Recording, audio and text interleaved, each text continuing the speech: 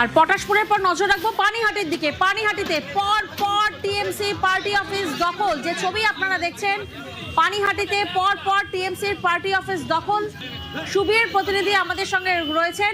সুবীর, কি ঘটনা ঘটেছে, কাদের বিরুদ্ধে অভিযোগ?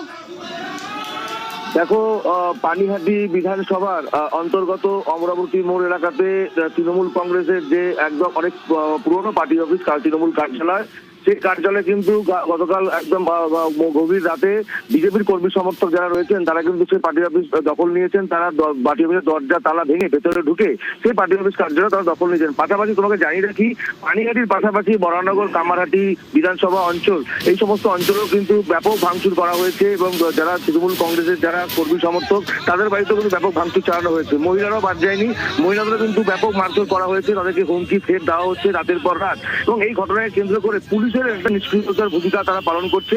পুলিশকে বারংবার জানানো সত্ত্বেও পুলিশ কিন্তু কোনোরকম কোনো ভূমিকা নিচ্ছে না এবং তাদের কোনো সহযোগিতা করছে না, এমনটাই কিন্তু অভিযোগ, যাদের বাড়ি ভাঙচুর করা হচ্ছে।